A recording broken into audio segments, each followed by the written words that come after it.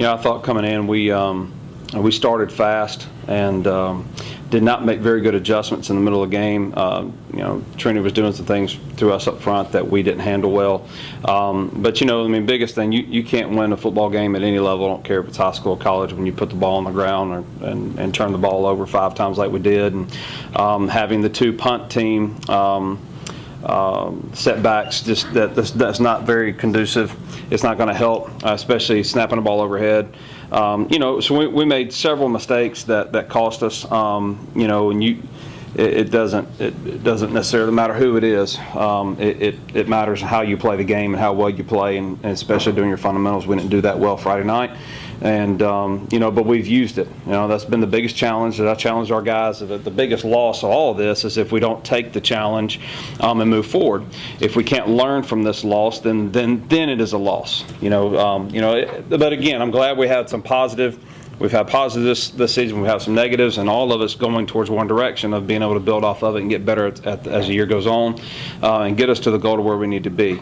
And it's good that it happened to us now. We needed somebody to expose some things. We got exposed in some areas that we needed to be exposed in. And the great thing is we had an entire off week to correct them. We had an entire off week to work in fundamentals and continue to sharpen them and fix those issues that we've had. So excited about seeing this Friday night and seeing the week of getting back to those small basics, how it's going to produce for us on Friday night. Well, I think as a defense, a lot of the time we were talking about this week, we've been talking about just seize the moment, capture the moment. There were so many times in the Trinity game where there was a play that needs to be made, and it was one of our guys that didn't quite make the play.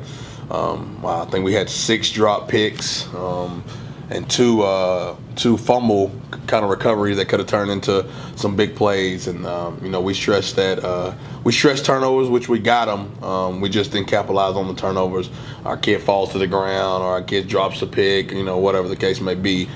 So we kind of Monday when we got back in the weight room, we kind of revamped everything, and because that's where it starts. And we revamped it and put in the old burn the boat series, and just seizing the moment, man. Don't look for a way out, look for a way in, and it kind of starts there. The defense, we took the rap for this game because we feel like nobody should score on us, and we gave up 14 points that were really quick.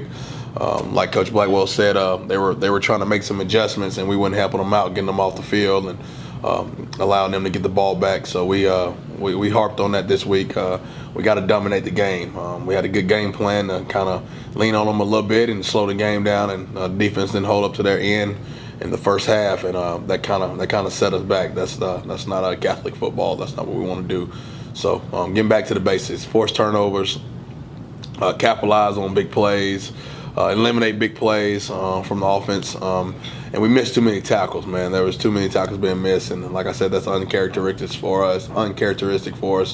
We just got to continue to get better. But I am glad it happened early in the season. So there's a lot of times when you're winning, you don't realize some of the small things that you're not doing well. Winning covers that up. When you lose a game, you start critiquing a lot of things that you didn't see before, and it was good for me to take a step back. And I think on the defensive side, it's coaching staff, we were getting a little big-headed. So it was good for us to take a step back and dissect the things we were doing incorrectly and things we were trying to cover up. So it was good to get that to see those things. Well, I think the biggest thing was just trying to get our guys healthy, getting back in the weight room, really lift heavy, lift hard, and at the same time on the field, spend a lot of time in fundamentals. Let's get a lot of guys some reps that they need. And then we tried to add some things we wanted to work on, try to see how we can do some things better. Gave us a good opportunity to work on some things that we normally wouldn't do during a game week. Now, I'll tell you, I haven't slept very much this week. I don't sleep well after a loss, so I'm looking forward to get back on the field Friday night so I can get some sleep and get some rest. But we're really fortunate. We had a stomach bug go through the team last week, and if it wasn't for an off week, we may have been in trouble. We had a game Friday night, so we really did some good things. I thought it was a great week. Our guys were very energetic and passionate. Even after loss, I thought they were really determined, and I think that was a positive thing going forward out of last week. First thing is he touched on was the injuries. Man, we had so many injuries. At one point on the defensive side, we had 8 kids that was battling some kind of injury. So it was good to get that week, and some of them, were already kind of on the verge of coming back, and we finally got that week to kind of let them breathe. And to be honest, we didn't change a lot of things up except going a little heavier in the weight room. We just got back to the basics. We got back to having fun. We got back to just laying it out on the line. Like I said, it's really easy to forget some things or to not look at some things when you're winning. But when you lose, you start to dissect things. And so Monday when we got back in the weight room, we went right at it. We went squats. We went 50 reps. Let's get down to the ball. Let's get it energized. Let's get the music going. And it sucks to lose before a bye week. Because you got to live with that bitter taste in your mouth for 2 weeks, literally. You're watching everybody else play football. You're hearing about all these other things when you go out Friday night, and you're just sitting there with the bitter taste of a loss in your mouth. So we talked about that a lot on defense. For the offense, mentioned it as well. Let's get that bitter taste out of our mouth. The next game is Elmore County, so it's a big game. And every rep we do, we're doing it to go out and execute for Elmore County. And I think we got away from that the previous week. We were still riding an emotional high, and every rep had already been completed in our minds. But now we're repping for Elmore County. So we had to get back to that.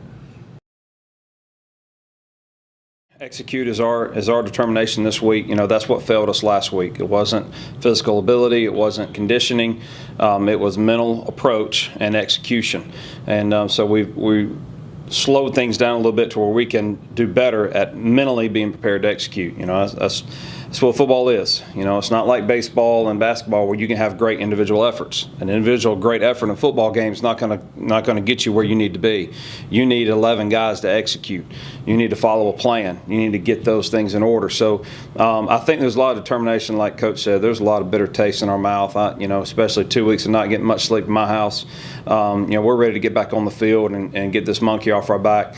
And I want to see these guys respond. I want to see us go out and be focused. I'm interested to see how we handle pregame. I'm interested to see when we hit the field at 6 o'clock for warm-ups, how are we going to run around? How are we talking to each other? I expect there to be a lot different atmosphere this week than we did last week, especially getting a chance to defend our home field and get back out there on the field and playing against a very athletic Elmore County team. This team's extremely athletic. They've got weapons all over the place, and it's going to be a good challenge for us, especially for us to keep up with their speed. And, it's going to be great to get back on our home field. 2 weeks without a home field, it's too long. It's too long. We love being at home and love being in front of our people that love us and care for us and yell the way they do. And so that's the deal. I want to see us execute. Still waiting to really have a rushing game explosion. We need that. We need to get better at that. Our rushing attack has got to be more potent if we're going to get to where we want to go in the playoffs. And hopefully we see these 2 weeks of work pay off. This week is going to be huge. We got Elmore County at home, which is awesome. This week is a little different than it has been the other 4 weeks because we got a lot of kids back. So the competition has been there the last week on our side of the ball. Trey comes back from his injury. Daniel Reed's coming back from a crazy foot injury. We got some D linemen coming back. So it's going to be good. We got like 6 guys rotating for 4 spots and 3 spots and so on and so forth. So it's really good to see those guys competing at practice. I think that was one of the things in previous weeks. It was hard you look back for someone to come sub and there was nobody there. So now we got some subs and we got some guys competing for spots. So that it definitely upped up the competition, which is great. Elmore County is very athletic. They're coached by Norman Dean, who is a well-known coach, does a really good job with his kids. So we got to just try our best on the defense side of the ball is contain their athletes and force turnovers. We've been preaching that since early July.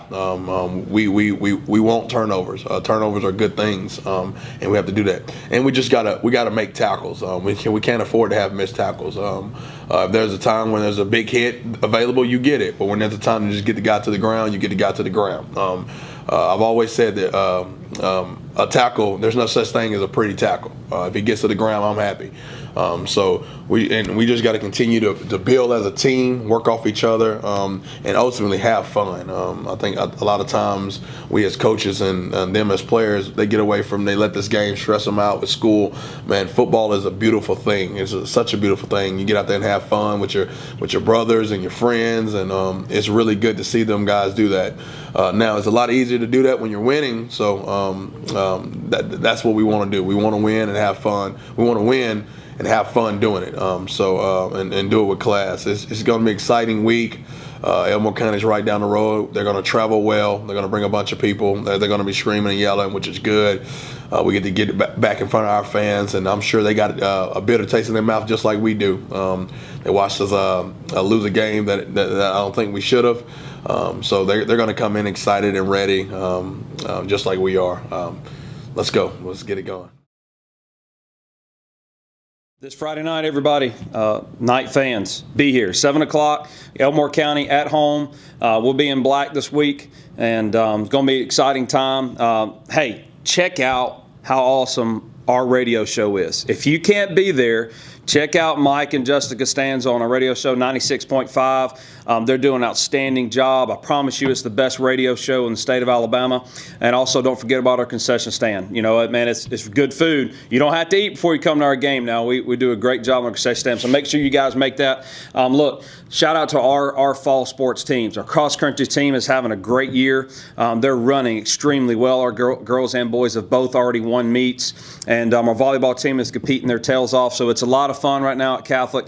Come out and support our athletes and come see your kids and your guys play.